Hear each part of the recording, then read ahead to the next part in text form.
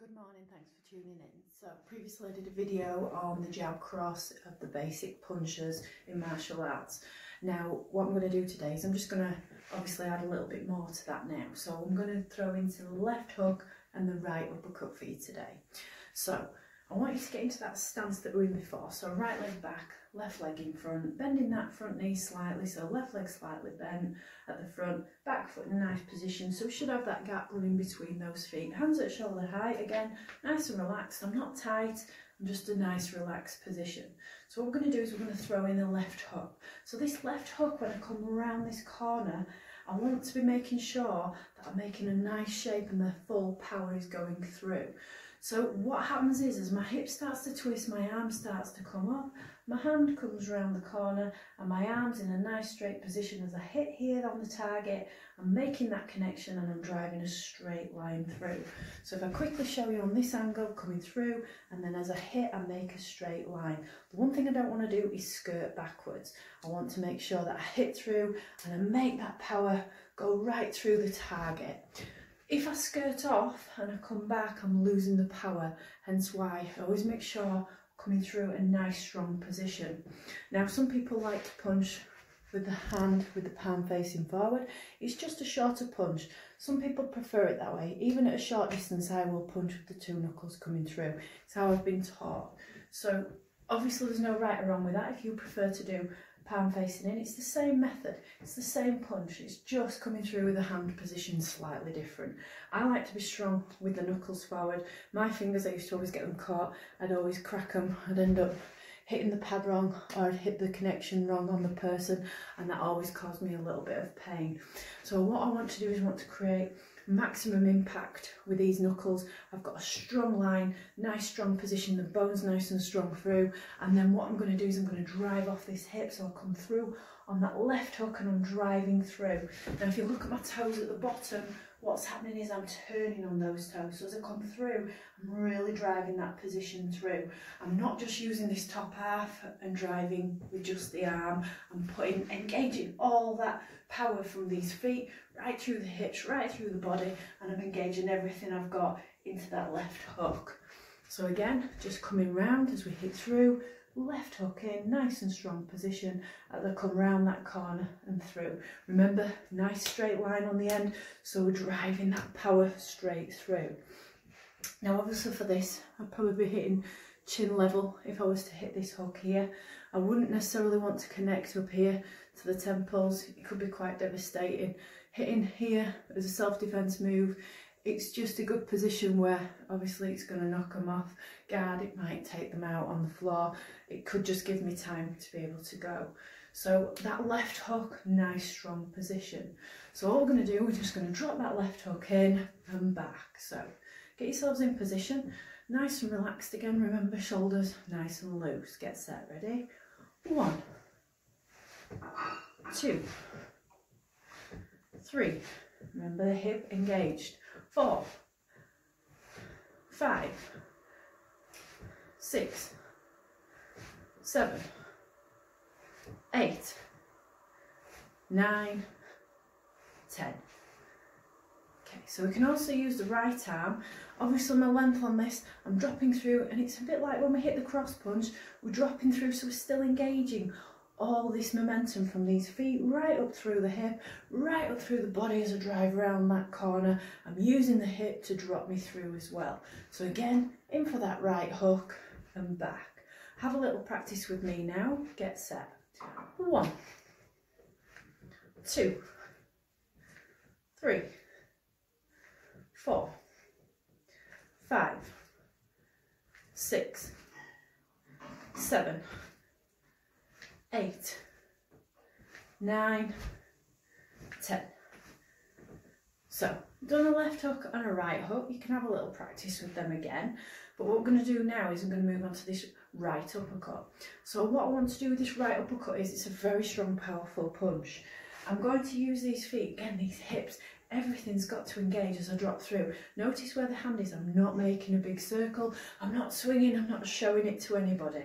I'm bringing it through, this hip drops underneath, from there I'm dropping it down to about my hip, waist height as I drive up I'm going to drop right through. Again, I tend to hit with the 2 knuckles forward.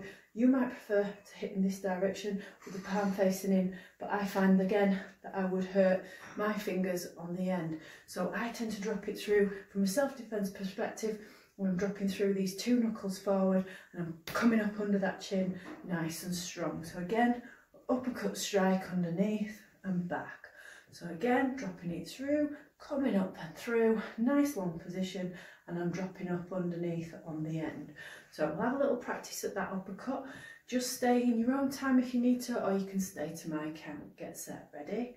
1, 2, 3, 4, 5, 6, 7, 8, 9, 10.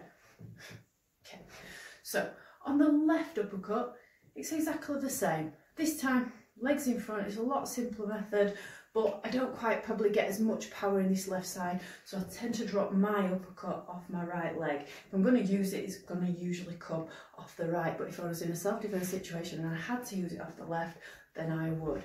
So from that left position, just up and underneath. So again, just dropping this hip up, driving up off these feet, really dropping it through as we drop through, driving up underneath and back. So we'll just have a little 10 count just to warm up. Get set, ready?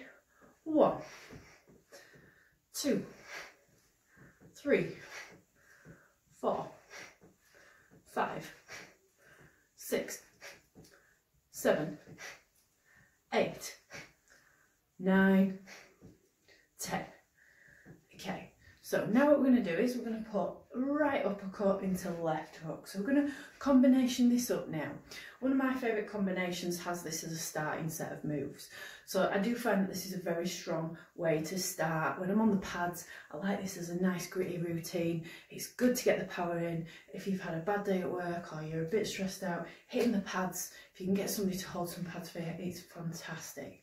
So we're going to drop in right uppercut and then driving round for left hook. So notice the hips, the legs, everything's engaged. So again, right uppercut, left hook and back. And again, uppercut, hook and back. Uppercut, hook and back. Okay, we're going to do this to a count of 10 again. So hands ready, nice and relaxed on the shoulders. Make sure we're nice and loose. Get set, ready? 1, 2, 3, 4, 5, 6, 7, 8, 9, 10. So great routine this if you want to do it on some pads. If you can get somebody to hold some pads for you, what I want you to do is with the pad holding, obviously think on that this first punch, the uppercut, the right uppercut is under the chin. Either right or left uppercuts, it's always chin height for this. So what I want you to do is think if you've got a pad holder in front of you, that pad wants to be about chin level. From there, the left hook just slightly above. So if you imagine we're just coming over the top, so we're hitting underneath, coming round over the top. So what I want you to do is obviously with your pad holder, make sure that you measure it up so that you've got a good pad height. Don't have anybody that's up here or down here. You want to be making sure that the pads are held for you at your height. It's obviously your time. When you're on the pads, it's your time to shine. So you need to have the pads where you can hit them. So again, in for that uppercut on the right arm. So uppercut on the right arm, left hook coming over the top. After they've hit the uppercut, you do tend to drop that pad off so that you can hit the left hook. So it'd be uppercut, hook. As I hit this uppercut on the pad, I would drop the pad off slightly so that they can hit nice and clean and sharp on that left hook at the top. But I have the pad holder set so that as soon as you hit that left hook, they can drop that down and you can hit that left hook over the top. So again, nice pad routine, uppercut, hook. Remember we did some punches on the previous videos, so we did jab, cross. You could put all this together. So you could do a jab into cross, into left hook, into right uppercut if you wanted. You could also do one of my favourites, which is right uppercut, left hook, and then into that right cross. Just have a play around. You know, if you can get somebody to hold pads, great. If you can't, Do it in a mirror, do it to yourself, just have a little play around and see how you get on. Give me some feedback if you've enjoyed it, and obviously if you're starting to learn the martial arts and it's useful to you, and if there's anything else I can do in these videos, please let me know. People are messaging me through and I'm trying to fit everything in, so please keep it coming, and thank you for your support so far. Okay, thanks very much.